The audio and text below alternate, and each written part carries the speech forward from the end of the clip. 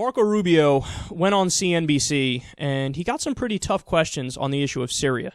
Let's watch. You support a no-fly zone in Syria. I support a safe zone in Syria that includes a no-fly zone, correct.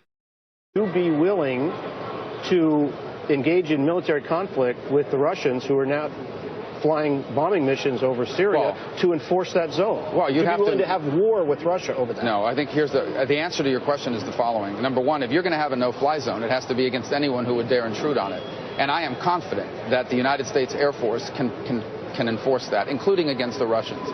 I believe the Russians would not test that. I don't think it's in the Russians' interest to engage in an armed conflict with the United States. I don't think he's going to go into a safe zone, absolutely. I do not believe that he will look for a direct military conflict against the United States in order to go into a safe zone. What if he was? Well, then you're going to have a problem. But that would be no different than any other adversary. You'd be willing to accept that consequence? Because the alternative is this massive migration crisis that we're now facing. The alternative is that Assad will remain in power but never control the whole of Syria again. The alternative is the continued growth of non-ISIS terrorist groups in addition to ISIS itself.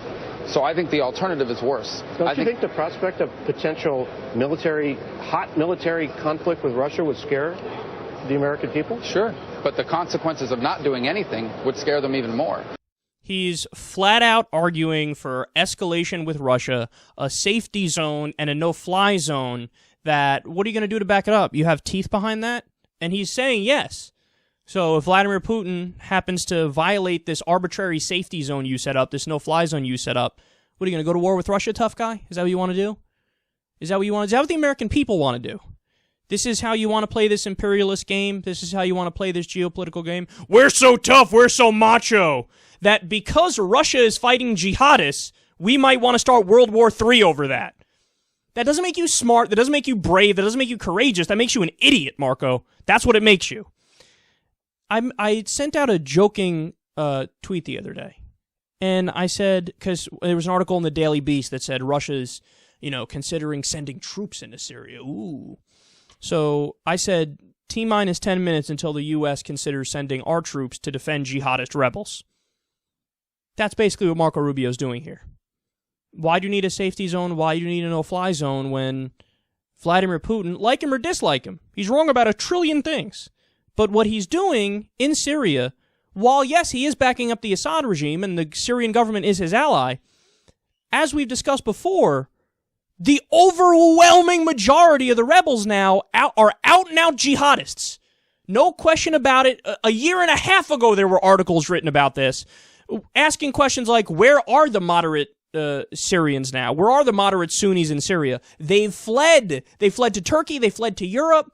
Now all it is ISIS and al-Nusra, which is the al-Qaeda branch in Syria, and other jihadists. And I guess you don't know that. But if you do know it and you're still considering going in there to escalate with Russia over that, well, then you really are a stupid person. This is why it's so scary to watch, these idiots run for office, is that they all apparently have this hawkish mindset where everything goes back to the old Cold War and the standoff with the Soviet Union, to the point where we're so blinded that we want to take a giant step towards war when we learn that Vladimir Putin, to back up his ally and protect his military base in Syria, is bombing jihadists.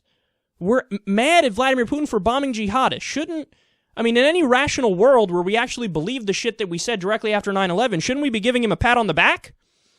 It was the radical Sunni fundamentalists. It was al-Qaeda. It was that mindset. They were responsible for attacking us on 9/11. Vladimir Putin's bombing those people now, and we go, I can't fucking believe it. Do a no-fly zone. Do a safety zone. And if he violates it, well, maybe we have to do a hot war. The alternative is worse. What the fuck do you mean the alternative is worse? The alternative is you sit down and shut the fuck up while another nation does our dirty work for us and bombs jihadists. I can't take it, man. They're so not serious.